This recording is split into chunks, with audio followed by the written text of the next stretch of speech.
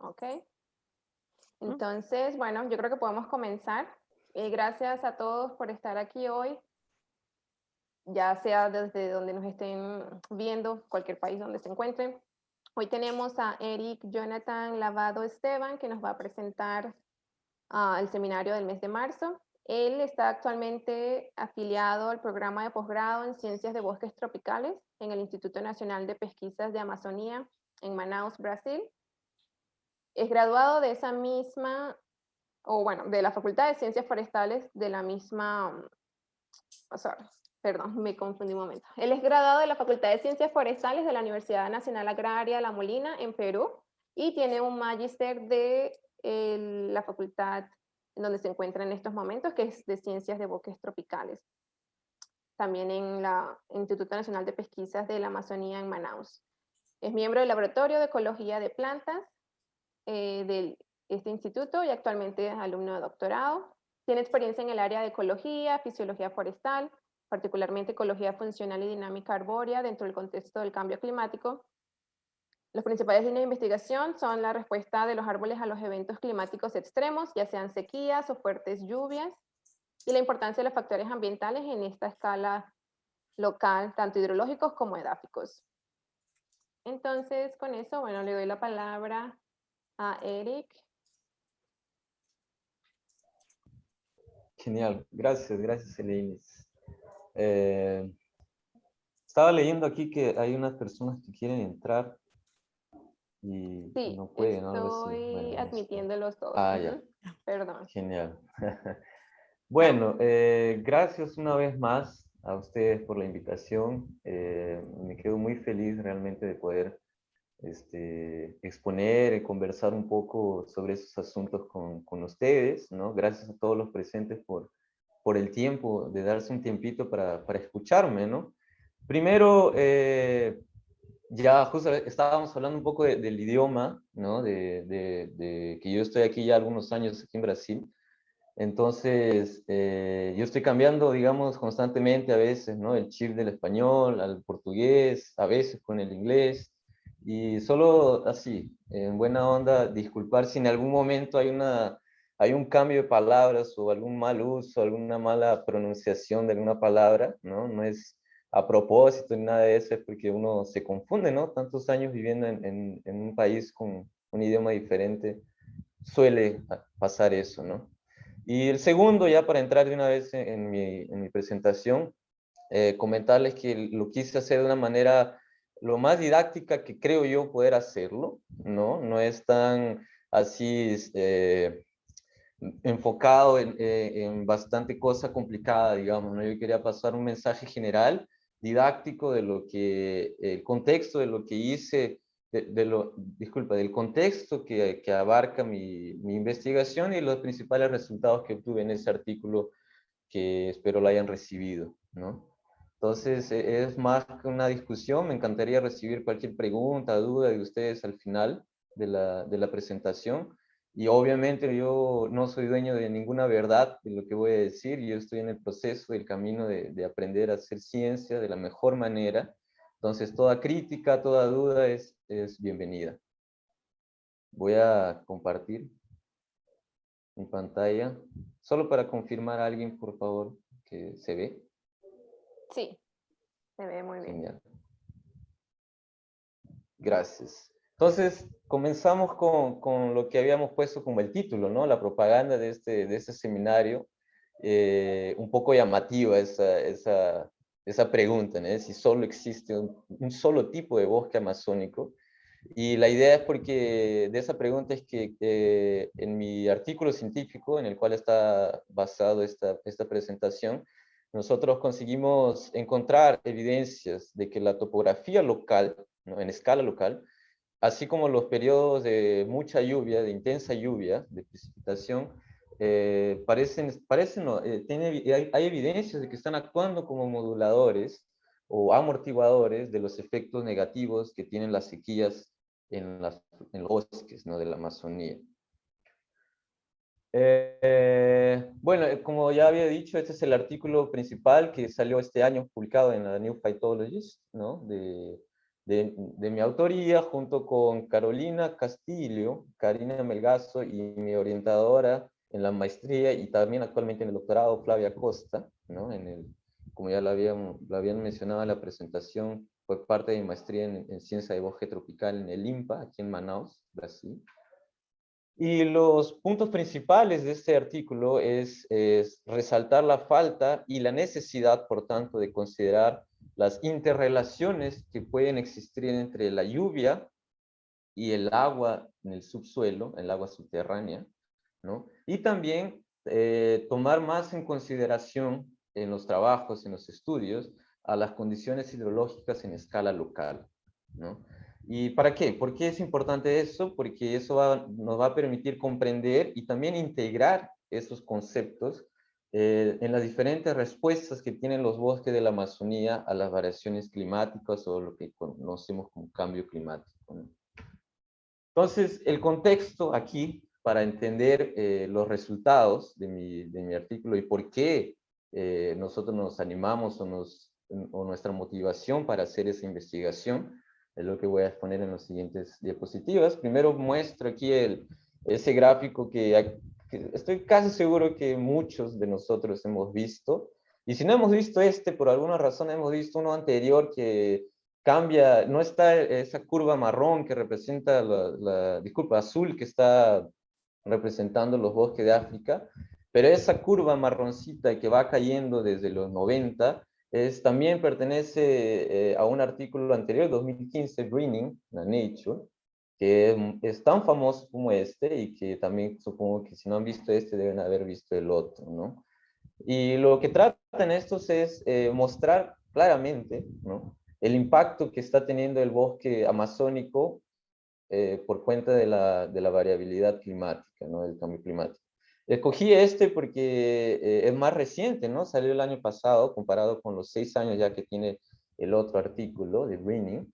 Este es de Hubau y colaboradores, ¿no?, del año pasado.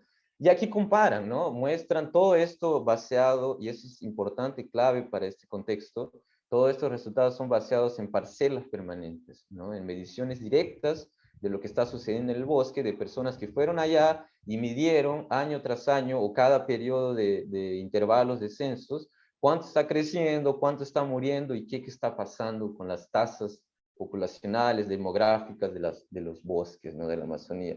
Entonces, en este trabajo no solo se dedicaron a describir lo que está pasando en la Amazonía, sino a comparar con lo que ha pasado o lo que viene pasando en África, ¿no? Y una de las grandes conclusiones o de las grandes cosas que podemos sacar de esos resultados es que en África no parece estar siendo tan claro ese impacto negativo, no está disminuyendo la absorción de carbono, pero sí claramente está sucediendo eso en la Amazonía, ¿no? Desde los 90 hasta la época de medición del 2000, si no me equivoco, 2011, 2012, que ahí acaba la curva marrón, se ve que existe un decline, una disminución continua, progresiva de la absorción de carbono de los bosques, ¿no? Y eso es atribuido claramente, principalmente al impacto que tiene el cambio climático, ¿no?, en estos bosques. Entonces, lo primero que voy a entrar en contexto es la relación entre el cambio climático y la Amazonía, ¿no? Aquí coloco el bosque amazónico, una foto, y como ya la mayoría sabe, los monstruitos del cambio climático son principalmente el dióxido de carbono, el aumento de él en la atmósfera, la temperatura, el aumento de la temperatura, ¿no?, en escala global y en escala regional también, el aumento, la frecuencia, intensidad de las sequías, ¿no?, de los famosos droughts, que existen bastante información hoy en día, tanto la intensidad a nivel estacional, o sea, cuán más secos están quedando las estaciones secas del año, y cuánto más frecuentes e intensas se están volviendo esos eventos interanuales de secas, ¿no? Como el último ahora de 2015-2016. Y si pueden observar bien, un poquito menos de tamaño del monstruo, existen los mayores frecuencias de periodos de fuertes lluvias, ¿no?, que también está asociado en alguna parte con eventos de vientos fuertes o de tempestades, ¿no?, como algunos lo conocen. Solo que ahí, y esa es la parte principal aquí de mi exposición, ¿no?, de las sequías los eventos de sequías y los eventos de lluvias fuertes o de grandes precipitaciones, ¿no? Sin embargo, a pesar de esa importancia general de los factores principales que afectan al cambio climático, sabemos o conseguimos observar en la literatura científica que los estudios que evalúan o consideran el impacto de los eventos de sequía extrema actualmente o en las últimas décadas es mucho más que los eventos que consideran o evalúan cómo están impactando las lluvias fuertes o incluso las interacciones de esas lluvias fuertes con los eventos de sequías, ¿no? Pero y uno se preguntará, ¿por qué eso es importante, no? ¿Será que ese es un problema, considerar más a las sequías que a las lluvias fuertes? ¿Por qué que Eric Bot coloca aquí esa cuestión, ¿no? Entonces yo le respondo esa duda con otra pregunta, si es que realmente toda la Amazonía se está volviendo más seca, ¿no? Porque si se está volviendo más seca toda la Amazonía, entonces eso justifica claramente la, la mayor atención que se le está dando a esos eventos de seca, ¿no? Sin embargo, no es tan así. No es tan así lo que está pasando en la Amazonía. Aquí, con la citación del artículo en el cual saqué estos gráficos, se ve, por ejemplo, en el estudio de Manuel Glor, ya de algunos años también, que la precipitación media anual a lo largo de toda la vacía amazónica, en las últimas décadas ha ido aumentando en media en relación a las décadas anteriores, ¿no? Ese es un primer punto. Otro, que esto está en el material suplementar de mi artículo, es con datos directos de estación meteorológica de la Reserva Duque, que es el área en el cual fueron colectados los datos que fueron usados para mi artículo. También observamos un aumento, una tendencia a un aumento de las lluvias anuales en ese bosque, en este caso en la Amazonía Central. Y otro trabajo, ya más de proyección, con modelaje o modelamiento, hay una palabra que no me acuerdo bien cómo se dice en español, ven o muestran una tendencia en la cantidad de lluvia simulada anual para ese periodo de los 50 hasta el 2099, ¿no? Entonces ahí vemos que investigaciones también muestran que no toda la Amazonía se está volviendo más seca, sino incluso hay proyecciones de que en el futuro hay otras partes que en realidad se van a volver más húmedas o va a llover más, ¿no?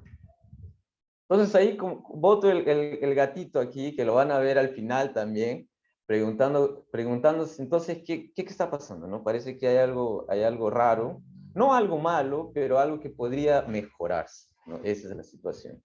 Entonces el segundo punto de este contexto es el bosque amazónico, ¿no? Y la pregunta es ¿cuán homogéneo es? Y de ahí viene la pregunta del título de mi exposición, ¿no? Si existe un solo tipo de bosque o no, o si podemos hablar de un tipo de bosque. Y para eso voy a colocarles mapitas para interpretar más visualmente esa respuesta, ¿no? Por ejemplo, en la cantidad que llueve.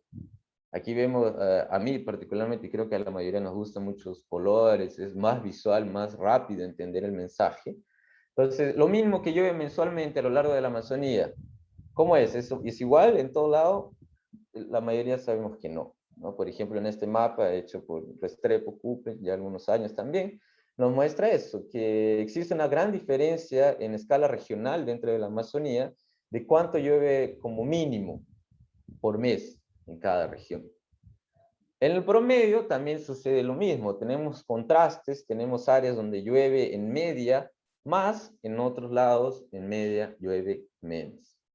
Y en la cantidad de meses que llueve poco, que por lo general es considerado con menos de 100 milímetros de lluvia por mes, también existen padrones diferentes a lo largo de la vacía amazónica, ¿no? De los bosques. En la tendencia temporal de la lluvia también sucede lo mismo, ¿no? Por ejemplo, en términos de la intensidad de las sequías estacionales, o sea, cuán fuerte es esa acumulación de déficit hídrico, como lo conocemos algunos, dependiendo de la región, ¿no? Entonces sabemos que más para el sur este, o sur propiamente dicho de la Amazonía, oeste también, es más seco, en las estaciones secas queda más seco aún el bosque de que para otros lados, como por ejemplo la Amazonía Oriental o del lado de mi querido Perú, ¿no? También en los cambios en la intensidad en las últimas décadas, o sea, cómo fue evolucionando esta tendencia, también existen diferencias, ¿no? Que está relacionado a lo que les presenté en el slide anterior, ¿no? Por ejemplo, en el lado de Perú vemos que existen flechitas apuntando hacia arriba de color azul. ¿Qué significa eso? Simplemente que la tendencia es a ir aumentando la humedad, o sea, a quedarse menos seco. Ya en los otros lados, más al este, es lo contrario, ¿no? Está disminuyendo, se está volviendo más intenso el déficit de agua en las épocas secas.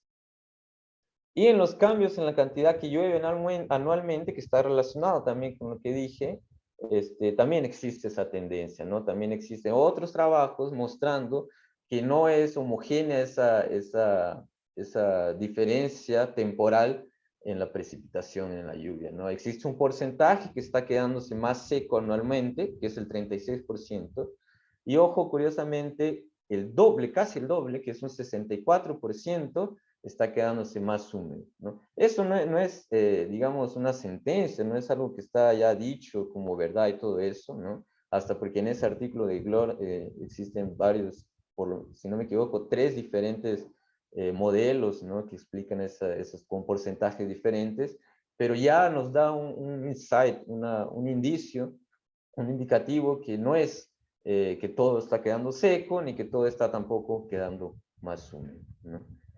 Y también en los suelos, ¿no? Para ilustrar eso, vemos que existe una diferencia grande en el tipo de suelo a lo largo de la Amazonía, ¿no? En la textura, la misma cosa, existe múltiples conformaciones de suelo, de la textura del suelo a lo largo de toda la vacía amazónica, y obviamente que también está relacionado la edad geológica de esos suelos, ¿no? Ahí alentando, por ejemplo, el escudo de las Guyanas, el escudo amazónico, el relieve más hidromórfico, en fin, ¿no? Sabemos que más recientes son lo de los Andes, ¿no? Etcétera. Y finalmente, para cerrar esa interpretación, si es que tenemos o podemos hablar de un solo tipo de bosque amazónico o no, existe también lo que es la disponibilidad de agua en el suelo, ¿no? Y ahí le coloqué varios asteriscos porque eso es lo que más, digamos, nos importó, nos llamó la atención para la motivación de nuestro trabajo, ¿no? Existen diferencias en lo que está teniendo el suelo, por ejemplo, en los 2 primeros metros de la superficie del suelo, cuánta humedad ella tiene, es diferente dependiendo de la región. Y en la profundidad de la napa freática, que es una de las cosas principales también en este trabajo, que existe una grande variación, ¿no? Existen áreas donde la napa freática es mucho más profunda, eso es más claro, por ejemplo, en el lado de los Andes, ¿no? Cuando uno va hacia la Amazonia Oriental, sabemos que existe una estrecha relación entre altitud y profundidad de la napa freática, ¿no? Ya en otras regiones, más cerca, por ejemplo, a ríos o a cursos de agua, la napa freática tiende a volverse más superficial, ¿no? Y todo eso, ¿no? Nos ayuda a entender todos esos grafiquitos, todos esos mapas bien hechos por diferentes trabajos que también cité correspondientemente, nos ayuda a entender que el bosque amazónico es no tanto así, ¿no? No es una mancha verde única, ¿no? Tampoco digamos que es así, ya bueno, unos mosaicos un poco más verdes, un poco verdes más oscuros, verdes más claros, sino la verdad yo diría, y no sé si ustedes concuerdan, que más un poco así, ¿no? Un mosaico lleno de colores, lleno de unas distribuciones diferentes, que por unos lados se parecen más a otros, pero que en general existe una gran diversidad de composición y de estructura y de condiciones ambientales, ¿no? Por ejemplo, solo un ejemplo en la estructura de la vegetación, ¿no? Sabemos, igual de nuevo, mapitas ilustrando coloridamente esas diferencias. En la densidad de los árboles, ¿no? Existe a escala regional bastantes diferencias en cuántos árboles por hectárea o por unidad de área conseguimos encontrar en los bosques. Eso nos lleva también directamente a una área basal, padrones diferentes de área basal a lo largo de la vacía amazónica, y también, por ejemplo, en la altura del dosel del bosque, ¿no? Entonces ahí voy a entrar al otro punto importante de la motivación del trabajo, que es cómo puede variar la disponibilidad de agua en el suelo. Recuerden que les dije, coloqué asteriscos para resaltar que ese es un punto importante de la variación a lo largo de la Amazonía, ¿no? Y cómo eso, por qué eso es importante frente a las condiciones o eventos de sequías, ¿no? Bueno, y el punto clave aquí es que la topografía local puede determinar diferentes condiciones o llamados también ambientes hidrológicos, ¿no?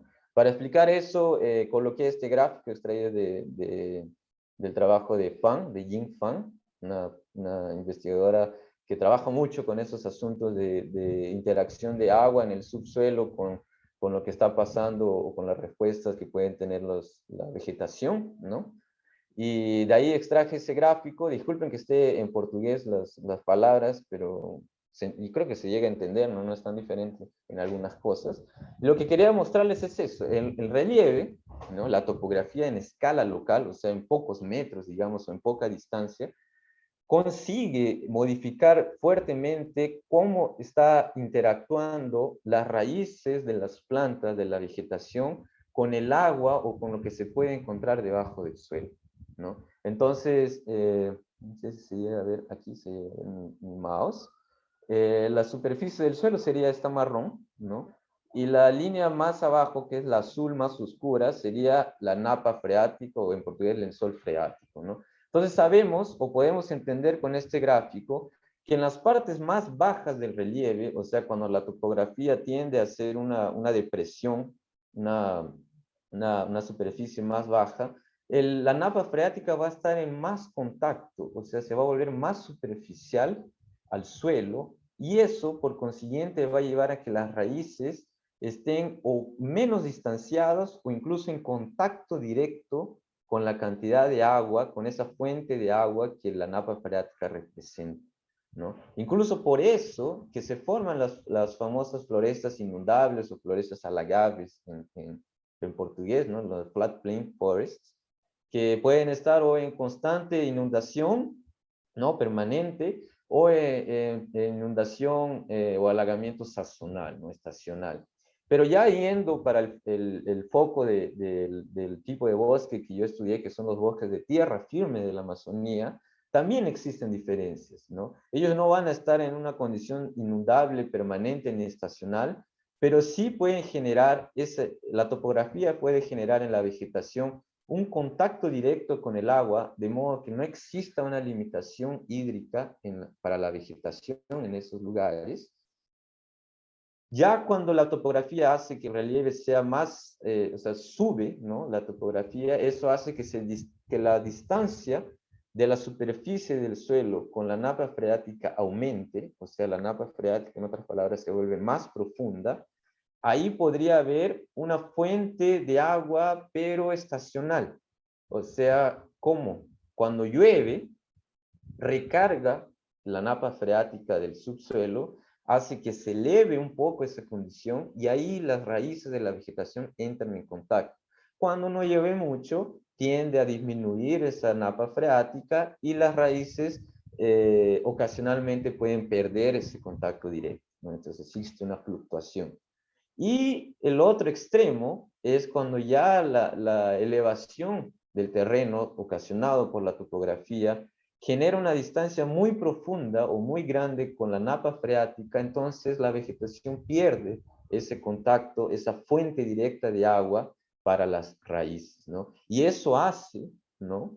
Que la vegetación en esas áreas más altas puedan ser recontra más dependientes, por decirlo así, de la precipitación que cae, ¿no? Es redundante, ¿no? Precipitación del bosque de esa área, más dependiente de eso porque no cuenta o no tiene acceso directo al agua que está debajo del suelo. Entonces ahí entra el monstruito de nuevo de las sequías, ¿no? Por eso es medio rojo, porque interpreta algo de seco, pues, ¿no?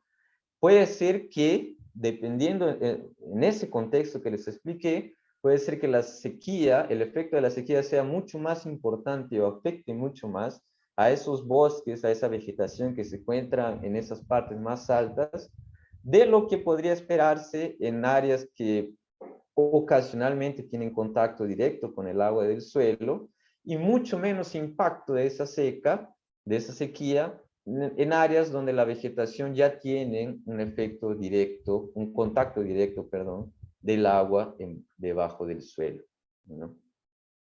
Incluso, por eso agregué esa X, podría ser, y ese es un asunto que no voy a entrar mucho en detalle, pero que comentarles que es un estudio que queremos ver ahora en mi doctorado, que incluso no es que afecte poco negativamente las sequías en esas partes bajas, sino que por lo contrario, podría la sequía hasta ayudar en algunas cosas a la vegetación.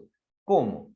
Principalmente a través de la mayor disponibilidad de oxígeno para las raíces en la estructura abajo del suelo de la vegetación, ¿no? O sea, no solo la seca no solo puede ser menos dañina, sino puede ayudar a aliviar el estrés por falta de oxígeno que tienen las raíces de la vegetación que están en contacto directo con el agua por la napa freática superficial generada por la topografía local.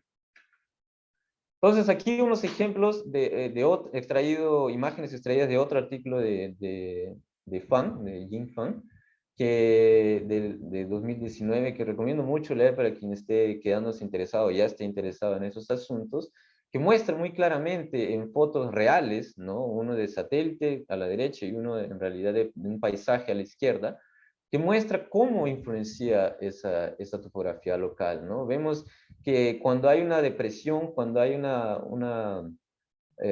unos valles, ¿no? Una depresión, se forma bosque. ¿Por qué? Porque ya está en más contacto directo, existe una fuente de agua, por más que esa región, esa área, no tenga una lluvia muy, muy fuerte capaz de generar condiciones para un bosque próspero o mucha vegetación abundante, densa y alta, cuando la topografía hace que la vegetación pueda encontrar agua, no la que cae del cielo, sino la que está en el suelo, ahí puede generar formaciones de vegetación diferentes, ¿no? Igual en la derecha también se ve que en las depresiones de los relieves también tiende a formarse una vegetación más densa, más predominante, ¿no? Entonces, esos son unos ejemplos de la importancia de las condiciones hidrológicas en nivel o escala local, ¿no? Que la variabilidad de ambientes hidrológicos generan o pueden establecer diferentes patrones y respuestas de la vegetación. Entonces, y en la Amazonía, ¿no? Ya hablé, ya bacán, del esquema, de la distribución de la topografía, mostré ejemplos que no necesariamente son en la Amazonía, y ahí viene la pregunta, pero en la Amazonía, ¿cuánta variación existe de esos ambientes hidrológicos? Si es que existe, ¿no? Y ahí coloco nuevamente ese mapita, ¿no? De Miguel Macho y Fan, que hacen esa distribución, modelan esa distribución de cuán variable sería la profundidad de la napa freática a lo largo de toda. En realidad tomé parte de la vacía amazónica, pero ellos hicieron de la cuenca amazónica, no estoy hablando vacía, de la cuenca amazónica, porque ese es el objeto de nuestro estudio, y ahí mostraron que puede ser que 36, o sea, más de la tercera parte de la región amazónica puede tener profundidad de la napa freática menor a 5 metros, que ya voy avisando que es una profundidad muy baja, ¿no? O sea, es algo muy superficial, o lo suficientemente superficial para que las raíces de los árboles puedan tener contacto con esa fuente directa de agua. Y que incluso cuando ya restringimos hasta un 10 por 10 metros de profundidad, que aún, digamos, no es muy grande, puede llegar a ser el 60% del área total de la Amazonía, ¿no?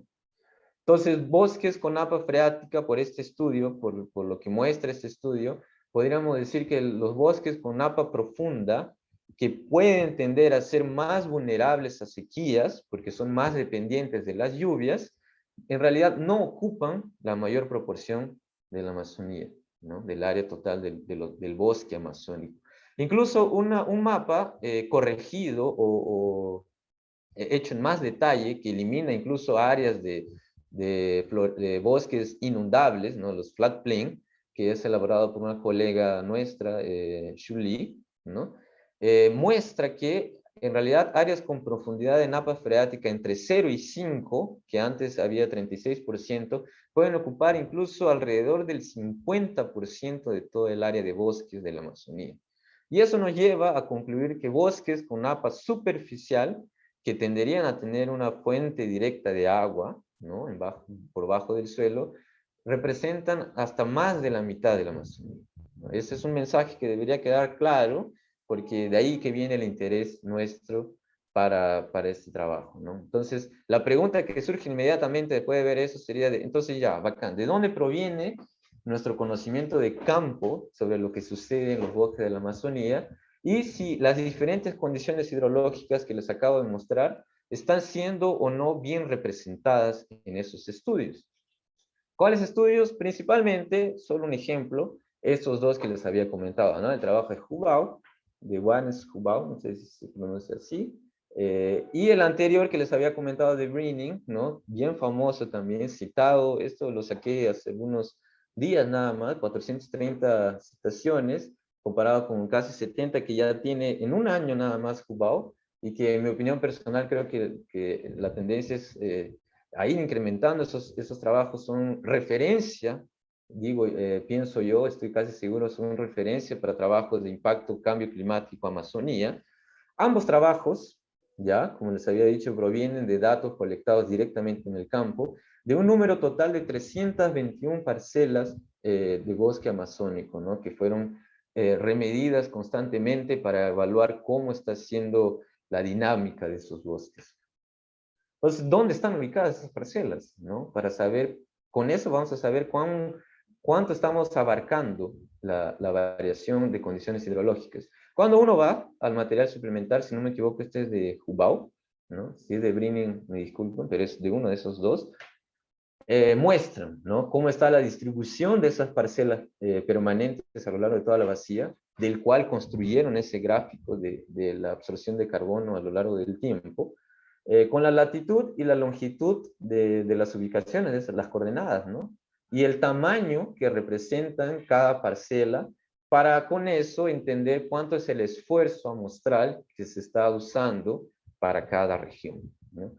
¿Por qué que muestro esto? Porque cuando nosotros llevamos esa información en las coordenadas, en la ubicación y del esfuerzo, a comparar con cuál es la profundidad de la napa freática en cada una de esas parcelas, se llega a este gráfico, ¿no? Que no sé si alguno de ustedes ya lo habrá visto, pero que muestra claramente cuál es la diferencia entre la información de parcelas de campo y lo que representa las áreas en la Amazonía. ¿Qué son las barras grises? Es el área, es la distribución, ¿no? De las áreas a nivel de cada profundidad de napa freática, ¿no? Aquí están en el eje X, cuántos metros de profundidad de napa freática existen en cada una de esas áreas, ¿no? Desde el 1 metro superficial hasta más de 90. Entonces ahí vemos que esta barra gris muestra que la mayoría, existe una gran proporción de área de la cuenca amazónica que está ubicada en profundidades superficiales de napa freática, ¿no? Y va variando conforme aumenta la profundidad, y la tendencia es a que menos área de vacía de cuenca amazónica está ubicada en napas profundas. Sin embargo, cuando colocamos esto encima de cuánto esfuerzo en estos trabajos han sido hechos en esas parcelas, vemos que no encajan, ¿no? Las barras azules representan cuánta representatividad en los estudios está hecho para cada profundidad de napa freática.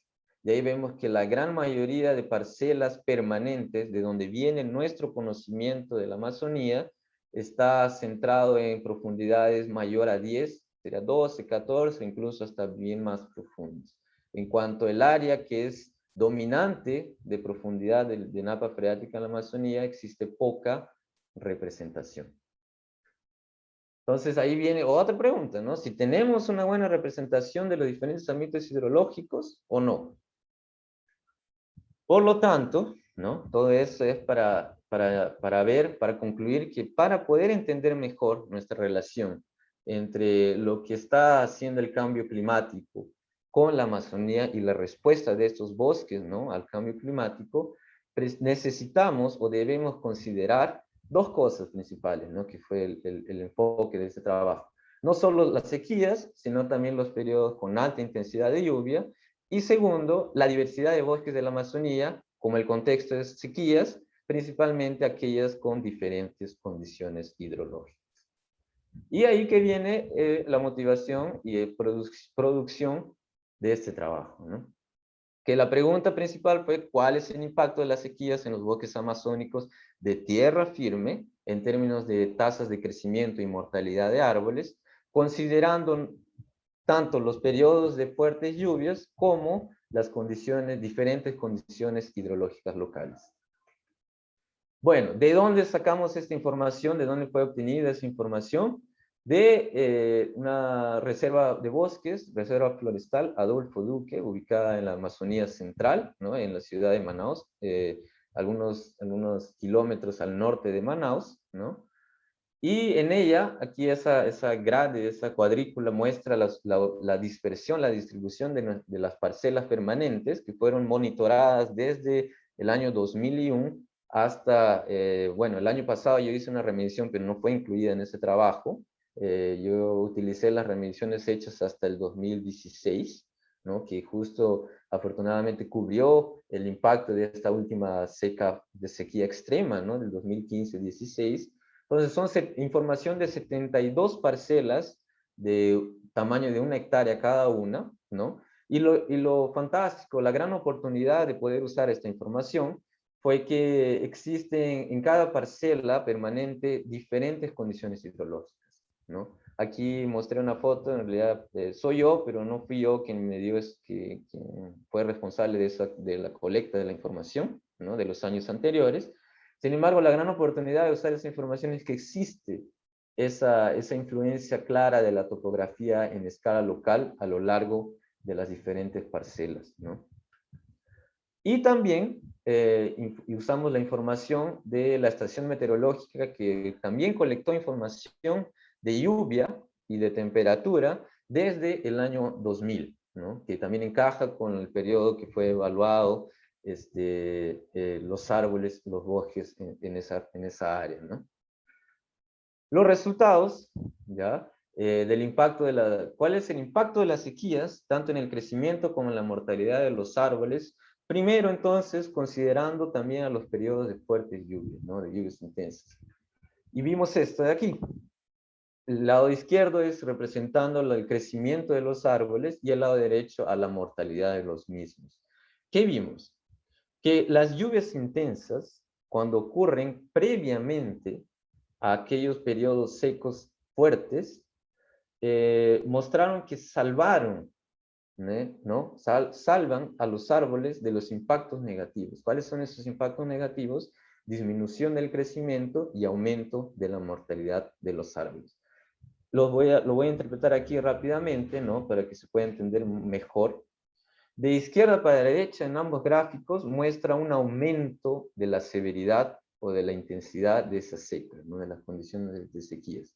O sea, de izquierda para derecha en este gráfico de crecimiento y de izquierda para derecha en la mortalidad de los árboles. En cada uno de esos gráficos, las líneas rojas representan cómo respondieron los árboles a un aumento de la intensidad de sequías cuando no hubo presencia de lluvias fuertes, ¿no? Cuando esas secas no estuvieron precedidas o antecedidas por periodos de lluvias intensas. Entonces vemos que en ambos casos, cuando no hubo presencia de lluvia extrema, la sequía afectó bastante el crecimiento de los árboles, disminuyéndolo, y aumentó drásticamente la mortalidad de los mismos. Y ya el azul, cuando hubo presencia anterior a la seca de fuertes lluvias, vemos que el crecimiento no fue alterado negativamente, incluso parece haber una tendencia a aumentar el crecimiento, y la mortalidad no aumentó drásticamente, ¿no? Entonces, en otras palabras, fue amortiguado ese impacto negativo de las sequías, ¿no? ¿Y a qué debemos, como discutimos en ese artículo, a qué se debe principalmente esa salvación, esa reducción de los impactos negativos al efecto de memoria del suelo? Que también ya existe una vasta literatura refiriéndose a ese fenómeno, a ese efecto del suelo, que en palabras simples, en modo simple de hablar, es que el agua, disculpe, el suelo consigue de algún modo retener o hacer una diferencia temporal entre lo que recibió de la lluvia y cómo va desprendiéndose o liberando esa agua a lo largo de su perfil, ¿no? A lo largo del perfil del suelo. Mejor dicho, cuando llueve bastante, el suelo retiene esa agua que llegó hasta él, haciendo que si viene una seca después de eso, una sequía, perdón, puede ser que el agua aún esté disponible para las plantas. Y eso hace que no mueran tanto y que el crecimiento tampoco se vea muy afectado, ¿no? Obviamente, como coloqué aquí, ese efecto de memoria del suelo está muy ligado a muy relacionado a características propias del suelo, ¿no? Como la textura, la capacidad de retención, entre algunas otras, ¿no? Y la segunda principal resultado fue cuando consideramos las condiciones hidrológicas diferentes, ¿no?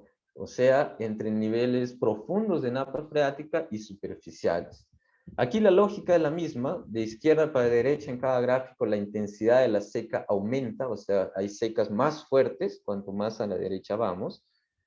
Y en este caso vemos que en profundidades grandes, o sea, cuando la napa freática es profunda, que está en marrón, o medio marrón, aquí no sé si es marrón exactamente, vemos que cuando los bosques están en napa freática profunda, una mayor intensidad de sequía lleva a una disminución del crecimiento diamétrico y a un aumento de la mortalidad de árboles, que es lo mismo que pasa en la situación anterior cuando no hay eventos de lluvias fuertes precediendo a las secas, ¿no?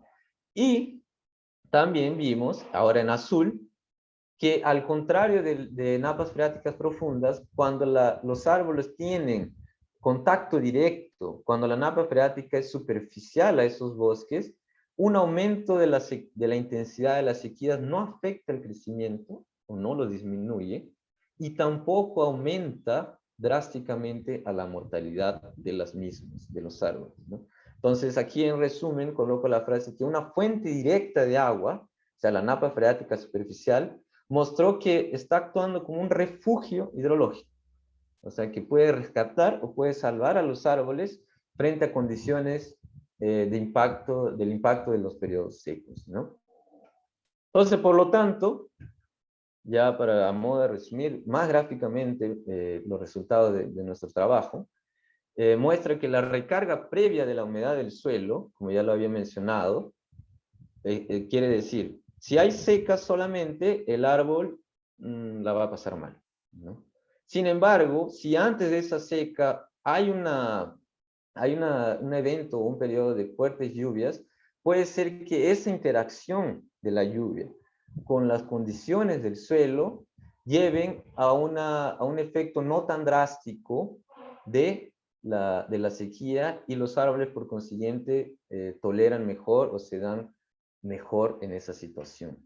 Y por el otro lado, la presencia de fuente directa de agua en el suelo hace que a lo largo de una escala local de topografía, los árboles que tienden a tener contacto directo con esa agua sufran menos o por lo contrario no sufren o hasta inclusive se vean favorecidas con esa sequía, que no ocurre, o el caso contrario, en árboles más distantes de esa fuente de agua, ¿no? Entonces, ambas condiciones, ambos factores mostraron ser amortiguadores, o en inglés buffers, que nosotros usamos en ese artículo, de los efectos negativos de las sequías en los árboles de esos ecosistemas, ¿no? De esas áreas de bosque. Entonces, como consideraciones finales, ya para acabar, en varias regiones, ¿no?, de la Amazonía, como ya lo había mostrado al comienzo de la presentación, el padrón temporal, incluso predicción para los próximos años, es de una mayor cantidad frecuencia, incluso intensidad de las lluvias, ¿no? En algunas regiones. Y eso lleva a la pregunta, ¿será que el efecto de memoria del suelo, que parece estar actuando en estos resultados nuestros, estaría actuando también como un aliviador de esas condiciones de sequía en esas regiones? Y el segundo punto es que áreas de bosques con napa freática superficial, sabemos hay evidencias que pueden ocupar más de la mitad del área total de la Amazonía, ¿no? Sin embargo, existe una, digamos, negligencia por parte, o una omisión por parte de las parcelas permanentes en considerar justamente esas condiciones, que podrían actuar como gran potencial de refugios hidrológicos, ¿no? Entonces, ambos factores, quiero resaltar aquí, aún son poco estudiados y considerados en la Amazonía y específicamente en las relaciones de la Amazonía y los impactos del cambio climático en ese ecosistema, ¿no? Una cosa ya antes de pasar al último, a la última diapositiva es reforzar que la idea aquí no es disminuir ni decir que esos artículos están mal. Por lo contrario, esos artículos que muestran los padrones, lo que estaba sucediendo en la Amazonía con las parcelas permanentes, es muy importante, es vital ese conocimiento, ¿no? Lo que yo trato de traer aquí, de informar aquí, es que aún podemos mejorar esa información, aún hay bastante para investigar, y en este caso específicamente en bosques que tengan condiciones hidrológicas diferentes a lo que ya fue bastante estudiado, que incluso representan una gran cantidad de la Amazonía, y el factor de las fuertes lluvias considerar un poco más, al igual o tanto como los eventos de las sequías, ¿no? Entonces, de nuevo el gato, para cerrar, y generar esta pregunta medio controversial para ustedes, si es que tal vez esos reportes, estudios o estudios de modelaje de los impactos de la sequía en la Amazonía podrían estar sobreestimando esos impactos, ¿no? Y bueno, gracias. Estoy abierto a preguntas, cualquier tipo de preguntas.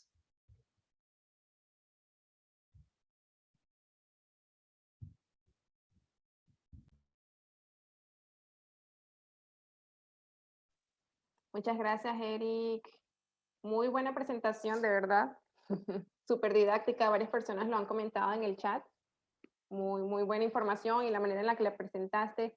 Hay algunas preguntas en el chat, creo que hay una particularmente, y luego hay una persona que tiene la mano levantada, entonces vamos a empezar con la que está en el chat, de Eliana María Jiménez, que dice, ¿qué puede pasar con estas especies adaptadas a estos eventos extremos de sequías e inundaciones en el suelo y de los efectos del cambio global ambiental?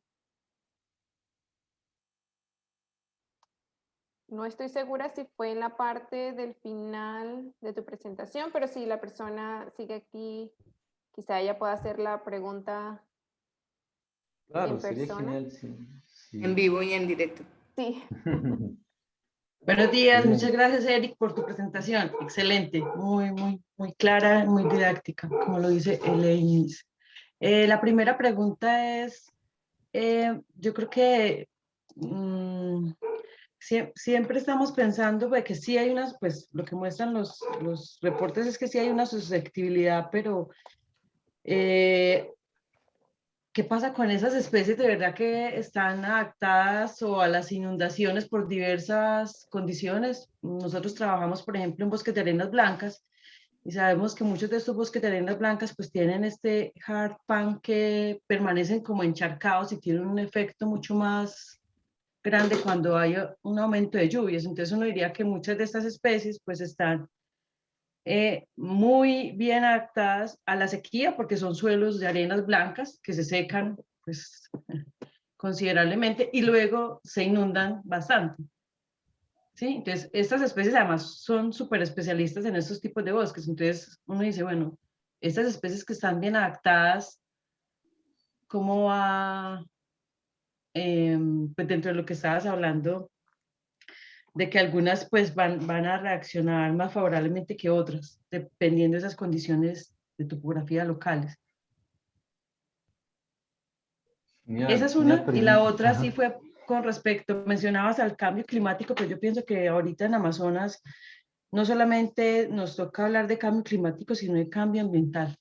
global realmente, porque pues sabemos que hay unas fuertes, hay una fuerte influencia y unas tasas mucho más aceleradas tal vez que el cambio climático. Sí, bueno, muchas gracias, señora, por tus preguntas.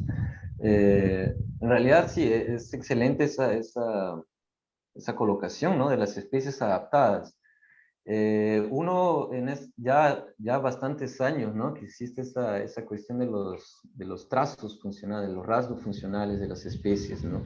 Yo creo que una respuesta a esa pregunta estaría más relacionada a un estudio más profundo, más detallado de las características funcionales de cada especie, ¿no? Ahora, en específico en esas áreas que tú mencionaste que estudias, sí, pues yo incluso estaba leyendo hace unos días un trabajo reciente sobre lo que estaría pasando en los floodplain forests, en las áreas inundables, ¿no? Aquí en Brasil se conoce más como Igapó, Várzea, ¿no? Varillales, tal vez. Entonces, sabemos que en algunos de esos ecosistemas también son muy preponderantes a las sequías, ¿no? Tienden a surgir fuegos, ¿no? Incendios forestales, cuando las sequías impactan al nivel de secar el agua y dejar expuesta esa formación de raíces en la superficie del suelo y que deja esas formaciones más inflamables como combustibles y así que se forman los incendios, ¿no? Ahora, adaptados, ¿hasta qué punto? ¿No? Habría que investigar eso, ¿no? Porque uno está viendo eventos, por ejemplo, de sequías principalmente cada vez más extremos. Estuvo el de 2015-16, que fue comparado solo con aquel de allá en el 97, ¿no? Ambos por el Niño. Y uno no sabe si de pronto, de la noche a la mañana, va a comenzar un evento más fuerte aún que esos, ¿no? Un asunto de mi doctorado es justamente ver eso, ¿no? Como había dicho brevemente, en las partes más bajas realmente pueden estar adaptadas la estructura de los árboles a ese contacto directo con el agua o incluso a la inundación constante de esas áreas, ¿no? Las raíces ya tienen unas formaciones específicas para eso y todo lo demás. Pero, ¿qué pasa cuando la sequía hace que esa agua en la superficie disminuya? Una hipótesis, que vamos a estudiarlo en más detalle en estos años, es que puede favorecer dándole más oxígeno a las raíces y por lo tanto llevando una más producción de biomasa, etc. Pero ¿hasta qué punto?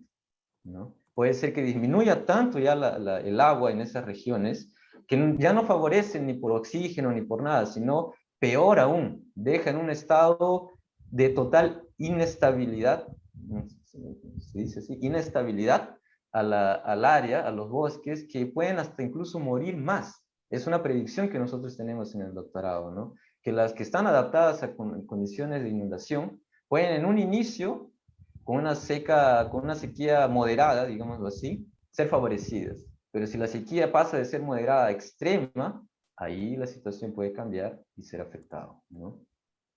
Sí, concuerdo con esa anotación del cambio, no tanto cambio climático, sino dijiste cambio ambiental, ¿no? Me parece que aquí las condiciones en la Amazonía eh, están realmente alarmantes, ¿no? Yo aquí enfoqué en condiciones climáticas directas, digamos, pero sabemos obviamente que existe el impacto ocasionado directamente por el hombre, ¿no? El hombre y mujer, ¿no? Por la sociedad, digamos, ¿no? Entonces, sí, me parece súper importante y bueno, espero haber respondido tus, tus preguntas, ¿no? Sí. Luego, bueno, tenemos creo que Carlos, Alejandro o Aman levantó la mano primero. Entonces, Carlos, no sé si quieres prender tu micrófono y hacer la pregunta Muy personalmente. buenos días con todos, muchas gracias. Y saludar a Eric Lavado, un buen amigo mío. Carlitos, un abrazo. Felicitaciones por tu presentación. Y si mal no me equivoco, también es tu cumpleaños, ¿no? Muchas Es mi felicitaciones. cumpleaños, ¿verdad? Gracias, gracias. Mi Bueno, para empezar, ¿no? Yo también estoy estudiando parte de la topografía como partes de mi tesis de pregrado y de maestría. Y explicar esos vacíos que tú tienes, ¿no? Por ejemplo, en los Andes, como hemos visto, sabemos, vemos partes en las que hay caras, en las que hay mucha vegetación, o sea, asociaciones vegetales, y partes en las que no, pese a que tienen el mismo régimen hídrico. Entonces, la topografía yo no la estoy analizando como parte de la napa freática, sino el movimiento superficial del agua, que cuando tú dices hay lluvias extensas, llegan a partes que no, normalmente no se inundan, no se llenan de agua, por así decirlo. Entonces eso podría explicar una parte cómo algunas especies se adaptan más a las sequías. Y claro, estoy evaluando otras posiciones, ¿no? Como es la exposición al, a la luz, como vemos caras que reciben más luz, otras menos, y también el viento, que es parte de la evapotranspiración, ¿no? Porque yo me estoy basando casi todo en la clasificación de Holdridge. Y esas pequeñas cosas, o sea, tú lo estás viendo transversalmente, tienes que verlo en 3D y hacer un modelado, donde yo, gracias a mis conocimientos en ArcGIS, vi eso, ¿no? Y lo superpuse y hay una imagen que coincide con las asociaciones vegetales. Claro que en la selva ya las asociaciones vegetales como que se pierden mucho, ¿no? Por la cantidad y diversidad que existe. Pero ahí veríamos cómo se ven las sequías, cuáles son los que se secan más, cuáles son los que aguantan más, eso por así decirlo. Y cosas así, podríamos complementarlo, ¿no? Eso sería todo. Genial, Carlitos. Primero, muchas gracias por tu presencia. En realidad, sí, cuánta nostalgia, ¿no? De esos tiempos. Tú tocaste dos asuntos muy importantes que me parecen espectacular que estés revisándolos, evaluándolos, que es el desplazamiento lateral del agua, cuando una vez que él entra al suelo, cómo existe esa diferencia entre regiones, dado por el relevo. Y la segunda, que es la luminosidad, ¿no? O la iluminación o la incidencia solar dependiendo de a qué lado está esa inclinación del relieve, perdón. No sé si lo habrás leído, si no, en todo caso te lo recomiendo, es muy bacán, muy extenso, pero a mí me encantan, por más que me lleve muchos días leerlo, confieso que a mí me lleva muchos días leer, un artículo de varias páginas, como es el de FAN 2019, ¿no? Que explica en mucho detalle esos dos factores, te lo puedo pasar después para que lo leas, que justo evalúa esa importancia de esos dos factores, del desplazamiento lateral del agua una vez que entra al suelo y de la luminosidad que llega a reflejar o a determinar diferentes estructuras forestales, de estructura de bosque, justamente por esa mayor o menor incidencia de la luz solar, ¿no? Entonces, y esa cuestión, esa cosa que me dijiste de 3D me parece fantástico, y yo estoy viendo algunas otras cosas. Me llama mucho la atención lo que es el GRACE, que debes tal vez o escuchado hablar, que es esas evaluaciones a nivel de satélite que permiten evaluar cuánto fluctúa o cuánto varía la cantidad de agua en el subsuelo y que abarca todos esos componentes del agua en el subsuelo, que permite ver un poco más exacto, porque digamos, yo usé para la napa freática el HUNT, ¿no? Que es altura, la distancia vertical de la napa freática, ¿no? Entre la superficie y la napa, extraído por modelaje, por un algoritmo, calcula la distancia correspondiente a cuerpos de agua más cercanos. Todo eso para decir que no es la clave, ¿no? No es el mejor modo de hacerlo, pero es un modo de estimar, de aproximar cuán lejos pueden estar los árboles de una fuente de agua directa, ¿no? Existe otro como el GRACE, que como yo no conozco mucho de esos temas de sensoriamiento remoto y todo eso, recién estoy aprendiendo, pero me parece muy importante. Y eso podría adicionar a eso que tú dijiste, de verlo más en un 3D o incluir otras herramientas, otros equipos, otros materiales que puedan contribuir o mejorar esa visión más completa de lo que está pasando entre la lluvia, el agua en el suelo y la respuesta de la vegetación. Muchas gracias por tu comentario. Y luego tenemos Daniel Zuleta, si quieres hacer la pregunta. Hola Eric, felicitaciones, muy buena presentación y muy buen trabajo realmente. Me encanta que estén trabajando sobre estas cosas de topografía y soy, creo que fan de los artículos de Flavia y sus estudiantes. Vos sos estudiantes de ella, ¿cierto? Okay. Sí, sí, Bueno, Daniel. yo creo que pues, me sorprendió un poco haber visto el patrón de la respuesta en términos de mortalidad en sitios que son más cercanos o en los valles en donde el nivel freático está un poquito más cerca a las raíces de los árboles, porque hemos encontrado evidencia en algunos otros bosques y otros estudios en donde en realidad muestran que durante sequías árboles que se encuentran en los valles tienden a morir más, pero es precisamente dado por las adaptaciones que tienen estos árboles. Árboles de los valles tienen unos vasos más grandes, tienen unas estrategias más adquisitivas comparado con árboles, por ejemplo, en colinas, en donde las estrategias son más de seguridad hidráulica. Incluso Luisa Cosme y Rafael Oliveira, en este mismo bosque, la reserva de Adolfo, muestran esto, ¿cierto? Muestran que árboles de suelos más superficiales, entonces tienen estos traits más adquisitivos y por tanto pueden ser más vulnerables a condiciones de estrés hídrico. Entonces, no sé cómo puedes de pronto explicar esa diferencia con tu estudio, si realmente depende, entonces es más de estas condiciones previas de humedad que tenía el suelo, y si todo radica en realidad, pues en últimas, que es algo de lo que en lo que pienso mucho, todo al final radica, la importancia de todo esto radica en la duración de la sequía y la intensidad de la sequía.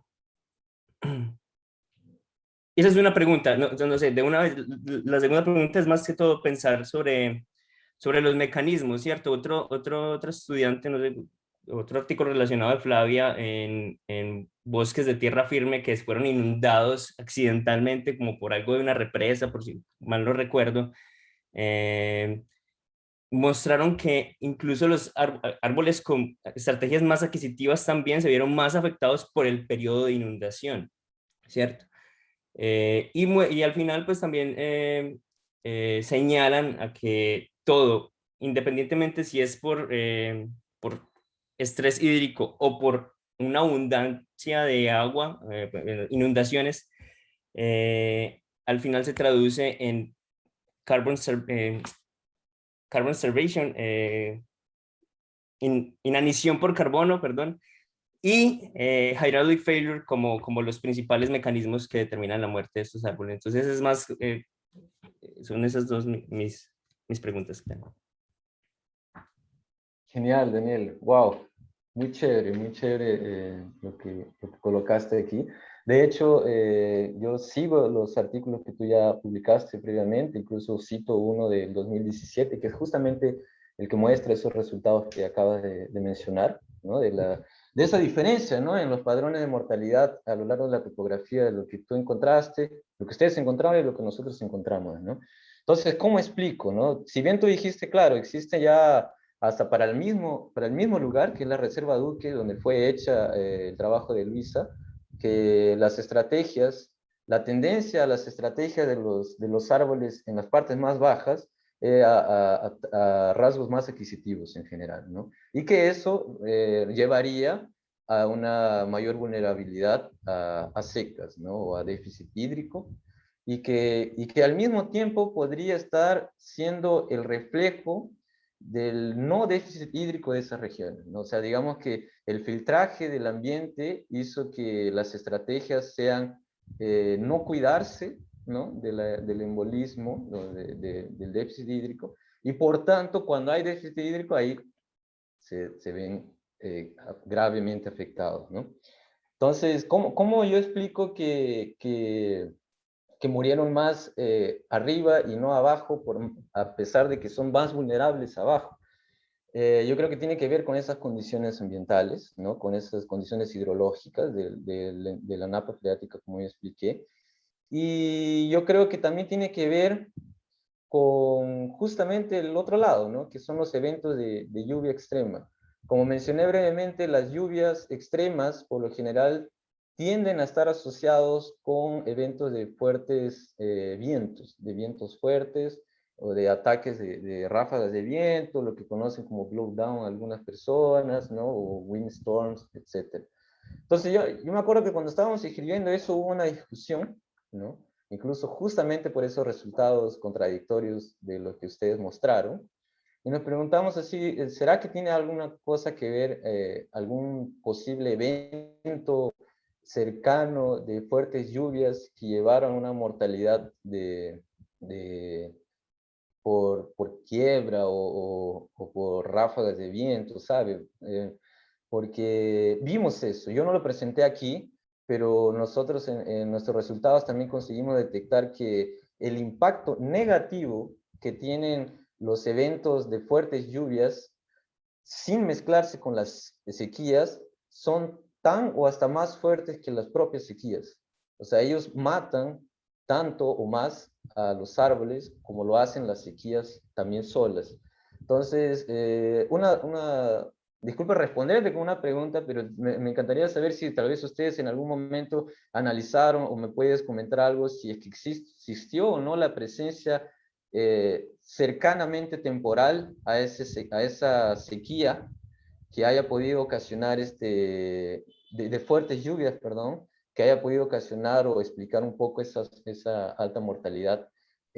No, nosotros no tenemos periodos de precipitación más de lo normal antes de la sequía, no, ni posterior. Pero ahí va entonces otro punto y es esta mortalidad que ustedes evalúan no excluyó, por ejemplo, árboles que fueron, que estaban desraizados versus quebrados, Derrumbados. o solamente analizaron muertos standing o muertos que estaban parados, en pie. Buena pregunta. No, en ese trabajo no evaluamos el tipo de muerte, ¿no?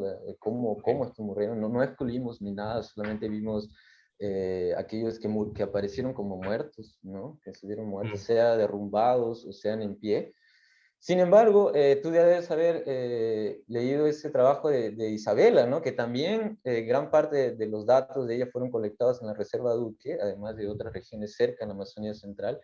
Y eso también es un apoyo, digamos, a nuestros resultados que muestran que la mortalidad es mayor en eventos de lluvia, ¿no? En las estaciones más húmedas, la mortalidad a lo largo de las 4 o 5 décadas que ellos evaluaron tiende a ser mayor la mortalidad que en las épocas de seca, ¿no? Entonces ahí también da un indicio de que puede ser ocasionalmente las lluvias fuertes y no solo las sequías, ¿no? Entonces, yo creo que un gran desafío nuestro para todos que están en ese contexto de sequías y lluvias extremas, vientos y todo eso, es cómo poder discernir o separar o, digamos, atribuir efectivamente las muertes o la mortalidad o la diferencia de crecimiento a cada uno de esos fenómenos, especialmente cuando ambos ocurren en periodos cortos. Simultáneamente o en periodos Exacto. corticos, sí, no, totalmente de acuerdo. Ese es el problema de todos, yo creo.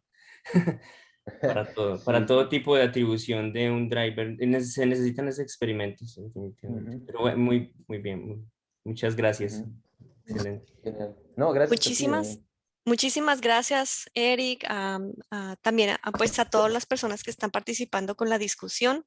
Excelente presentación, Eric. Gracias por participar y también por unirte a este grupo.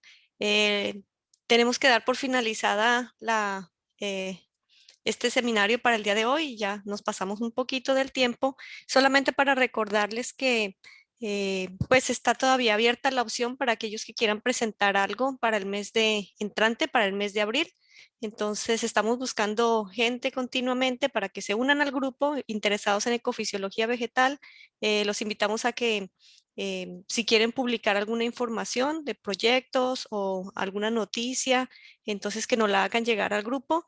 Y bueno, muchas gracias a todos por su asistencia y especialmente a Eric y feliz cumpleaños, Eric. Gracias, muchas gracias. Y gracias por la invitación nuevamente y bueno, hasta una próxima oportunidad, ¿no? Ok, bueno, perfecto. Entonces, nos vemos en el siguiente seminario y que tengan todos entonces un feliz resto del día, ¿no? Bueno, gracias, chao, hasta luego. Bueno, que estén muy bien Gracias, todos. Eric. Chao. Bueno, gracias. Chao. Hasta luego, gracias. Ok.